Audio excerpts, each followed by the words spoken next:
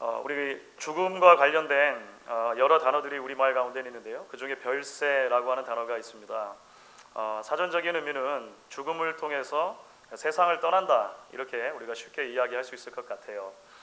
그런 관점에서 보면 오늘 우리가 함께 읽은 엘리야의 이야기는 엘리야의 별세 이야기라고 할 수가 있습니다. 엘리야가 세상을 떠나는 이야기가 이제 담겨 있습니다. 우리가 그동안 한 7번에 걸쳐서, 오늘까지 7번에 걸쳐서 엘리야의 삶과 사역에 대한 이야기를 쭉 나누고 있는데요. 이제 오늘 이야기가 그 마지막에 이르게 된 것입니다. 그런데 사실 우리가 함께 읽은 말씀을 보시면 이 엘리야의 떠남 이야기는 굉장히 특별한 종류의 떠남이라는 것을 우리가 보게 됩니다. 왜냐하면 일반적인 의미에서 별세가 의미하는 죽음의 단계를 엘리야는 건너뛰고 세상을 떠나기 때문에 그렇습니다. 죽음을 보지 않고 하늘로 올림을 받는 이야기가 오늘 우리가 함께 읽은 본문 가운데 드러나 있는 것이죠. 이제 여러분, 요단강가에서 일어났던 이 엘리야에게 있었던 사건이 오늘을 살아가는 우리들에게도 여전히 말을 걸어온다라고 생각합니다. 그의 사역과 삶의 마지막 단계, 이 이야기를 통해서 이 땅에 발을 딛고 살아가지만 하나님의 백성으로 살아가는 우리들에게 참된 위로와 참된 소망이 어디에 있는가, 오늘 이야기가 말을 걸어오게 되겠죠. 그리고 그렇게 이 땅에 발 딛고 살아가는 우리들에게 있어서 우리가 인생을 입장과 퇴장이라고 하는 큰 틀 안에서 살펴볼 수 있다면 우리의 삶에 가장 가치 있는 일과 의미 있는 일이 무엇일까라고 하는 부분을 오늘 말씀을 통해 아마 같이 이야기를 해볼 수 있을 것 같습니다. 여러분, 무엇보다 먼저 오늘 말씀은 우리에게 모든 성도들을 기다리고 있는 아주 특별한 종류의 마지막이 있다라고 하는 것을 이야기해 준다라고 할 수 있을 것 같습니다. 여러분, 메멘토 모리라고 하는 말을 혹시 들어보셨는지 모르겠습니다. 죽음을 기억하라라고 하는 라틴어입니다. 메멘토 모리. 고대 로마 제국으로 사실 그 기원이 거슬러 올라가는데요. 고대 로마 제국에서 이제 장군이 승리를 하고 원정을 갔다가 승리를 하고 돌아올 때 그 개선 행렬이 있을 것 아닙니까? 그러면 그 개선 행렬에 노예를 세워서 계속 외치게 만들었다는 거예요. 메멘토 모리, 메멘토 모리. 죽음을 기억하라, 얘기했다는 것입니다. 무슨 의미가 있을까요? 물론 축하를 합니다. 축하를 하지만 지금은 이렇게 승전한 장군으로 입성을 하지만 당신도 언젠가는 죽을 인생입니다. 그것을 기억하십시오. 교만하지 마십시오. 라고 하기 위해서 그렇게 노예를 세워서 죽음을 기억하라, 죽음을 기억하라 이야기했다는 거예요. 그렇습니다, 여러분. 죽음을 기억하는 것은 대단히 중요합니다. 누구도 영원히 살 수 없다는 것, 우리가 언젠가 한 번은 인생의 끝에 서야 된다는 것을 기억하는 것만으로도 우리는 어느 정도 우리 삶에 자꾸 유혹으로 다가오는 교만을 이길 수 있기 때문에 그럴 것입니다. 아침에 일어나서 거울을 바라보면서 오늘이 어쩌면 나에게 주어진 마지막 날일 수도 있겠다 라고 기억하는 것, 자꾸 생각하는 것만으로도 어느 정도 우리 삶의 여러 격가지들을 정리해내고 가장 소중한 것이 무엇인지를 생각하고 거기에 집중할 수 있도록 도와주기 때문일 것 같아요.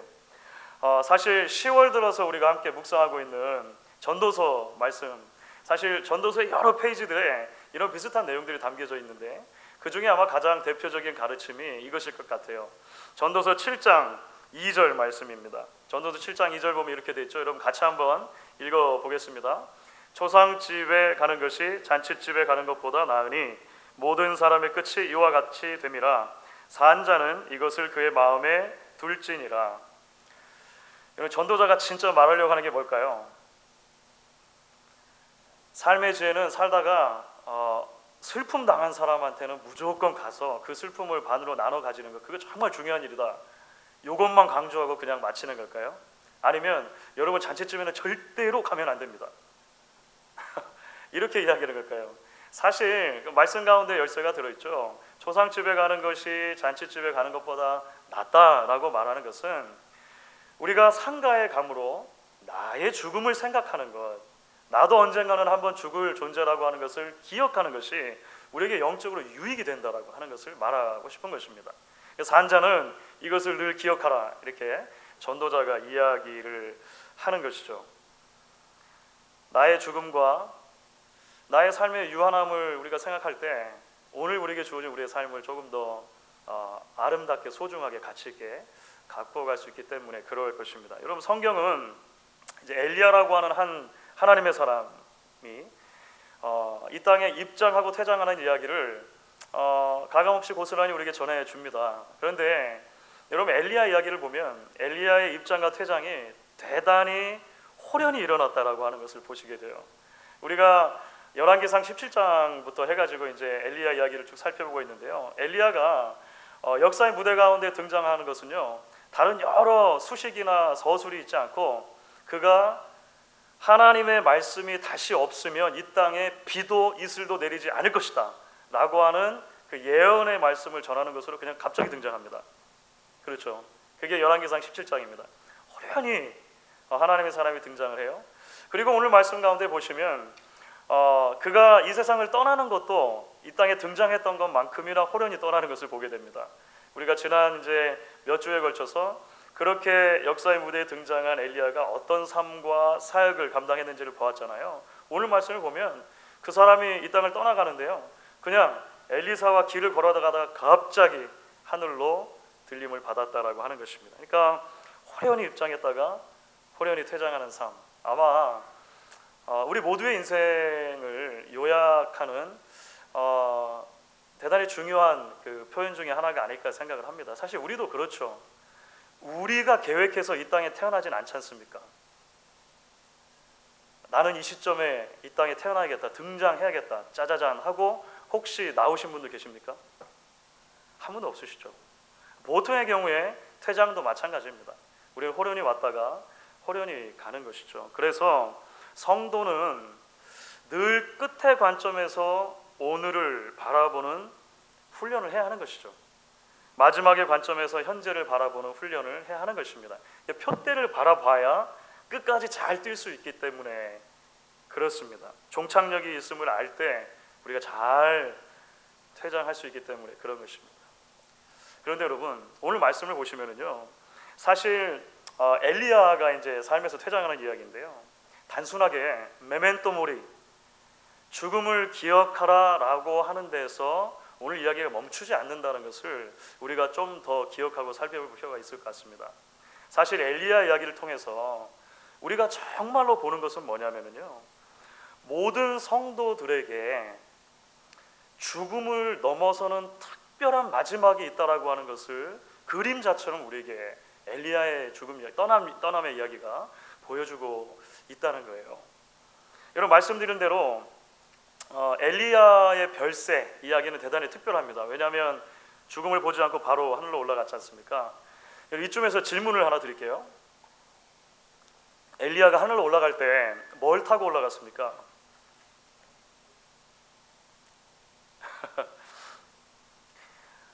어떤 분들은 아마 병거 타고 올라갔다라고 얘기하실지 모르겠어요. 병거 타고. 왜냐하면 이게 이해가 되는데요. 옛날 찬송가로 234장 2절에는 주의 선지 엘리야 병거 타고 하늘에 올라가더니를 기억합니다. 이거 기억나세요? 예. 그렇게 우리가 찬양을 했었어요. 그러니까 얼른 우리가 엘리야가 하늘로 올라가는 이야기를 생각하면 병거 타고 올라가는 것처럼 우리가 느껴지는데요. 사실 오늘 본문을 읽으면서 여러분들 발견하셨겠지만 실제로 엘리야가 타고 올라간 것은 병거가 아니고 바람입니다. 바람. 회오리 바람을 타고 올라갔어요. 제가 그래가지고 다시 한번 찾아봤어요. 요즘에 저희가 잘 부르지 않아서. 그런데 그 찬송가 이제 지금은 바뀌었거든요. 지금은 이제 199장으로 바뀌었는데 가사를 교정을 해놨더라고요. 주의 선지 엘리야 바람 타고 하늘에 올라가더니 이렇게 합니다. 코렉션. 이 코렉트 돼 있는 거예요. 바뀌어져 있어 보았습니다. 그러면 여러분, 이 병거라고 하는 이미지가 어디서 온 겁니까? 엘리야의 죽음과 관련해서 이 병거라고 하는 이미지가 어디서 왔을까요? 사실은 성경에서 왔습니다. 그죠? 오늘 우리가 함께 읽은 말씀 가운데 11절을 보시면 불병거와 불말의 이미지가 등장을 합니다. 11절에 이렇게 되어 있죠. 11절 한번 같이 읽어보겠습니다. 두 사람이 길을 가며 말하더니 불수레와 불말들이 두 사람을 갈라놓고 엘리야가 회오리 바람으로 하늘로 올라가더라. 엘리야가 회오리 바람을 타고 하늘로 올라갔습니다. 그러니까 바람을 타고 올라갔지만 그 바람을 타고 올라가는 장면 가운데 불병거와 불말이 분명히 존재했다는 거예요. 그렇죠. 같이 있었다는 거예요. 자, 그러면 불병거와 불말의 의미가 뭐냐는 것입니다.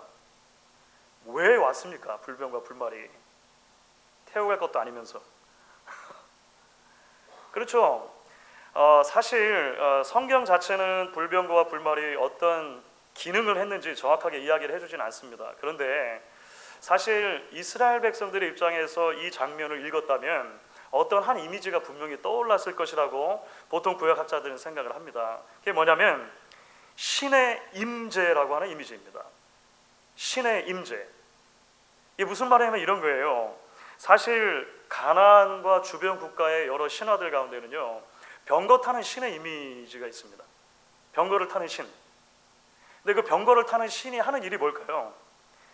주신을, 그러니까 이제 사실 다신교 문화니까 병거 타는 신의 역할은 주된 신을 실어 나르는 에스코트하는 역할을 보통 하는 거예요.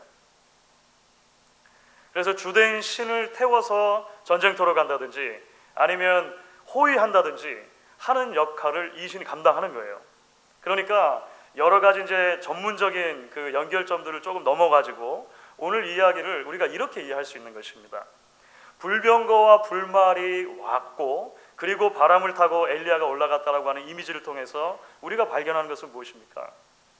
엘리야의 이 세상을 이별하는 순간이 하나님이 이 땅에 오셔서 그 엘리야를 호위해가는 모습으로 그려지고 있다는 거예요. 하나님께서 야 바람 가서 엘리야를 데려와라. 바람에게만 명령해가지고 엘리야를 그냥 쓱 데려오신 것이 아니고 하나님께서 직접 내려오셨다는 것입니다. 하나님이 오셔서 그 엘리야를 호위해서 에스코트해서 함께 하늘로 올라가시는 것이죠. 여러분 엘리야 이야기를 보시면 우리가 지난 시간에 쭉 살펴봤던 것처럼 전체 엘리야 이야기가 사실 바알 종교에 대한 논쟁적인 성격을 가지고 있다는 것을 우리가 보았습니다. 그렇죠. 엘리야라고 하는 그 이름처럼 나의 하나님은 여호와입니다 라고 하는 그 이름의 뜻처럼 바알이 아니라 여호와가 하나님이다라고 하는 것을 엘리야는 그의 삶과 사역을 통해서 계속 증명해 보여줬다라고 하는 거예요. 그게 엘리야에게 주어진 사명이었습니다. 그런데 사실 우리가 엘리야의 삶을 살펴보면 그 사명대로 사는 삶이 쉽지만은 않았습니다. 그렇죠. 나의 하나님은 여호와입니다 라고 선포하며 살려다 보니까 자신도 기근의 피해를 받는 거예요. 그렇죠. 자신도 그 기근을 지나면서 겨우겨우 먹을 것을 공급받는 상황을 지나갔습니다. 물론 갈멜산에 어마어마한 승리의 이야기가 있습니다. 그런데 그 갈멜산 이야기 이후에 곧장 자신의 생명을 위협하는 일 때문에 엘리야는 깊은 영적인 침체를 겪게 되지 않습니까? 광야로 도망가서 로뎀나무 아래에 있을 때는요, 내가 차라리 여기서 죽는 것이 좋겠습니다. 그까지 이야기할 정도로 엘리야의 삶과 사역을 보면 늘 순탄한 것만 아니었다는 것을 보게 돼요. 그런데 놀랍게도 하나님께서요, 그 엘리야를 한번 세워두신 다음에 포기하지 않으시고 계속해서 엘리야를 찾아가십니다. 엘리야를 만나주세요. 엘리야를 위로해 주십니다. 그를 먹여주십니다. 그를 다시 세워주십니다. 그로 하여금 다시 주신 일들을 감당할 수 있도록 힘을 공급해 주신다라고 하는 거예요. 그리고 그가 이제 맡겨주신 자신의 사명을 다 마치고 부름을 받는 그 순간 하나님이 그에게로 다시 오시는 거예요. 불병과 불말 막 타고 하나님 오세요. 그리고 그 엘리야를 자신에게로 호위해서 올라가신다라고 하는 이미지로 오늘 말씀이 기록이 돼요. 마치 이렇게 말씀하시는 것 같죠. 엘리야야, 수고 많았다. 그렇죠? 그동안 힘들었지. 자, 함께 가자. Let's go. 저는 오늘 이 말씀을 통해서 참 큰 위로를 받는 것을 느끼게 됩니다. 왜냐하면 여러분, 엘리야의 이 퇴장 이야기는 사실 모든 성도들에게 약속된 특별한 마지막, 말씀드렸던 것처럼 그림 자체를 우리에게 보여주기 때문에 그렇습니다. 물론 여러분, 우리는 대부분 아마 죽음의 강을 건너가야 할 것입니다. 엘리야와 아마 이게 좀 다를 수 있을지 모르겠어요. 정확하게 비교를 하자면 우리가 살아 생전에 예수님께서 다시 재림하시지 않는다면 우리들은 대부분 죽음의 강을 건넌 이후에 이제 하나님 나라에 입성하게 될 것입니다. 그런데요, 놀랍게도 복음은 우리에게 무엇을 약속하냐면 그 죽음의 강 너머에 있는 영원한 생명이 있다라고 먼저 약속을 합니다. 우리가 너무나도 사랑하고 좋아하는 복음의 핵심을 담은 성경 구절이 있죠. 요한복음 3장 16절. 요한복음 3장 16절 우리에게 약속하는 바가 무엇입니까? 그럼 같이 한번 읽어볼까요? 요한복음 3장 16절입니다. 하나님이 세상을 이처럼 사랑하사 독생자를 주셨으니 이는 그를 믿는 자마다 멸망치 않고 영생을 얻게 하려 하심이라. 여러분, 이게 복음의 약속이죠.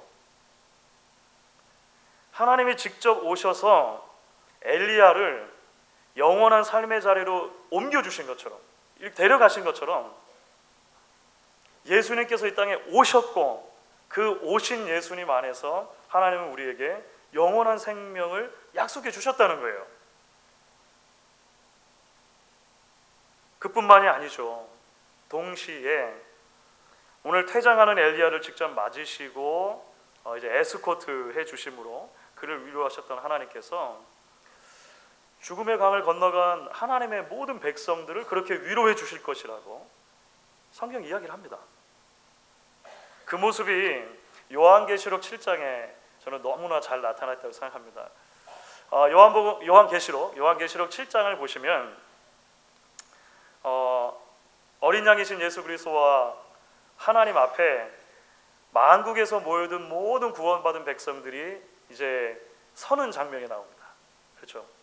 만국에서 구원받은 모든 백성들이 다 나와서 어린 양과 하나님 앞에 서서 뭘 합니까? 예배합니다. 하나님을 예배하고 하나님을 찬양하고 하나님을 높여드려요. 그런데 그 예배하고 찬양하는 모습을 더 이상 고통도 없고 근심도 없고 걱정도 없고 눈물도 없고 주림도 없고 목마름도 없는 상태라고 이야기를 해요.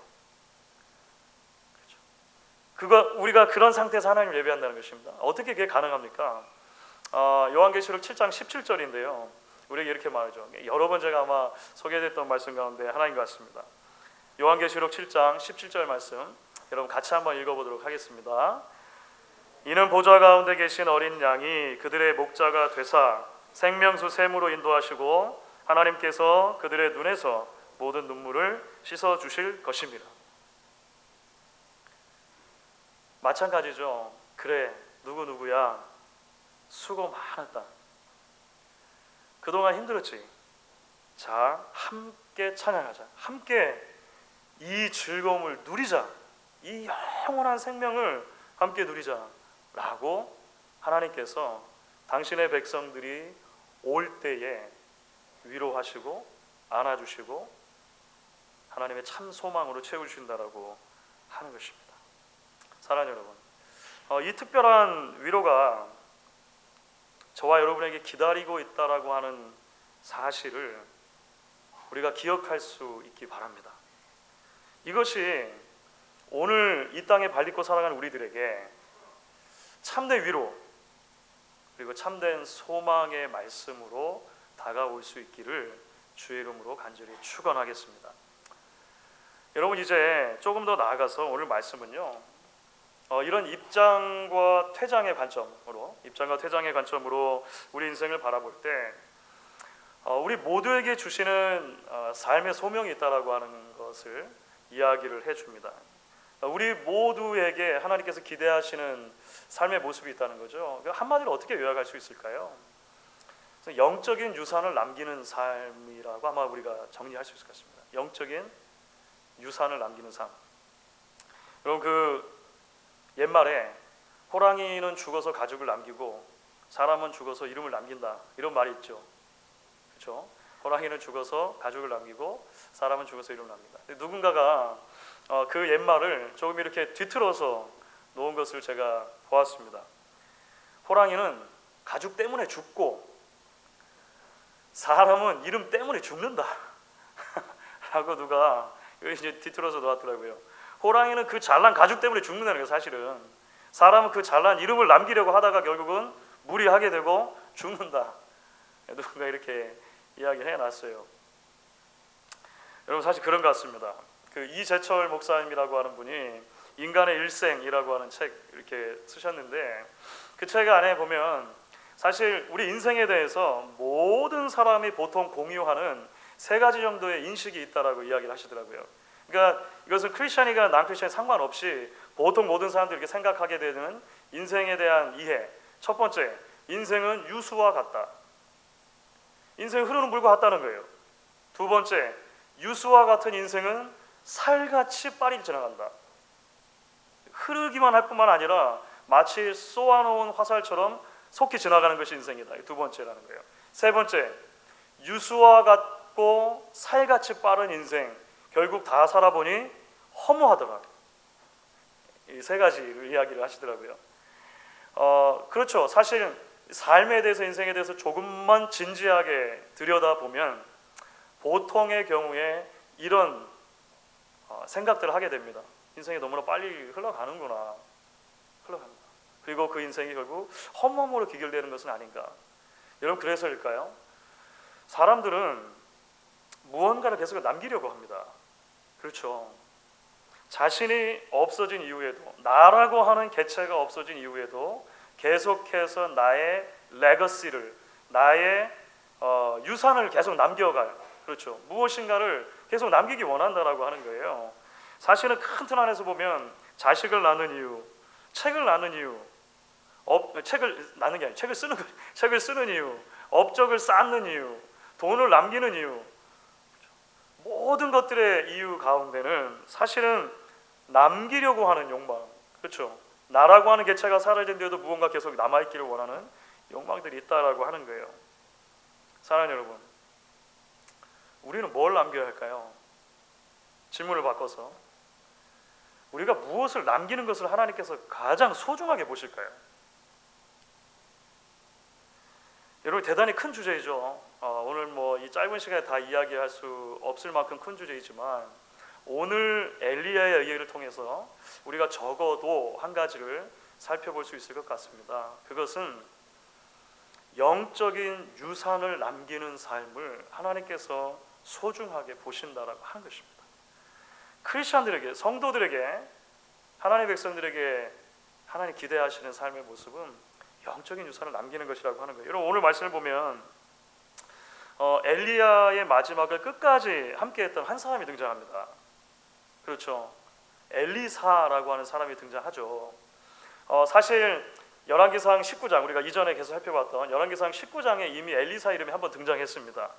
이미 호렙산 동굴 바깥에서 하나님께서 엘리사를 엘리야의 후임으로 이제 지목하시는 장면이 나오게 돼요. 그런데 오늘 이제 마지막을 정말로 함께하는 장면을 보면 아주 흥미로운 대목이 하나가 등장을 해요. 그게 뭐냐면 9절에 이제 나오는 말씀인데요. 먼저 엘리야가 엘리사에게 이렇게 묻습니다. 나를 내게서 데려감을 당하기 전에 내가 내게 어떻게 할지를 구하라. 자, 네가 마지막까지 나와 함께 있는데 내가 뭘 해줬으면 좋겠느냐라고 물어본 거예요, 사실은. 그렇죠. 그때 엘리사는 이렇게 대답을 했습니다. 9절 후반부에 보면 이렇게 대답하는데요. 당신의 성령이 하시는 역사가 갑절이나 내게 있게 하옵소서. 이렇게 말을 했어요. 당신의 성령이 하시는 역사가 갑절이나 내게 있게 하옵소서. 사실 좀 해석이 어려운 부분이기도 합니다. 이게 사실 좀 해석에 여러 해석이 가능한 여지가 있습니다만, 이 부분을 좀 다 정리를 하고 우리가 이렇게 이해할 수 있을 것 같아요. 사실은 구약의 율법에서 보면 갑절의 포지션, 그러니까 갑절의 유산이라고 하는 개념은 아버지에게서 아들에게로 이 재산이 물려질 때, 그 유산으로 남겨질 때 이 율법이 말하는 바입니다. 이게 뭐냐면 장자에게, 그렇죠, 장자에게는 2배를 주게 돼 있었단 말이에요. 갑절이라고 하는 표현이 그때 등장하거든요. 장자에게 2배가 돌아가는 거예요. 그러니까 엘리사가 지금 뭘 엘리야에게 구하고 있는 거냐면 마치 장자에게 재산의 2배가 돌아가는 것처럼 내가 당신의 후임으로 이제 선지자 사역을 감당하기 원하는데 당신이 가지고 있는 영적인 능력의 2배를 유산으로 받기 원합니다. 이렇게 구했다라고 여러분 이해하시면 될 것 같아요. 다른 유산이 아니고 영적인 유산을 내게 주십시오 라고 구했다는 거예요. 실제로 어떤 일이 일어났죠? 엘리사에게 영적 유산이 주어집니다. 그렇죠. 나중에 엘리야가 했던 일을 엘리사가 그대로 하고 이제 엘리사의 이야기가 이제 진행이 되면 엄청나게 많은 기적들을 엘리사가 행하는 것을 우리가 보게 됩니다. 사랑하는 여러분, 사실 성경은 엘리야라고 하는 선지자 한 사람의 개인적인 사적인 삶의 영역을 많이 소개하진 않습니다. 말씀드렸던 것처럼 호련히 왔다 호련히 떠나는 사람이거든요. 그래서 물론 어떤 선지자의 경우는 그 가족의 내력을 알 수 있는 경우가 있지만 엘리야는 전혀 알 수가 없어요. 우리가 적어도 성경을 통해서 엘리야는 그 부모님이 누구인지를 우리가 알 수가 없습니다. 엘리야가 결혼을 했었는지 안 했었는지 알 수 없고 결혼을 했다면 자녀가 있었는지 없었는지도 우리는 알 수가 없어요. 성경이 그것을 말하고 있지 않기 때문에 그렇습니다. 그런데 엘리야가 이 땅에 남겨놓은 한 사람이 있는 거예요. 그렇죠.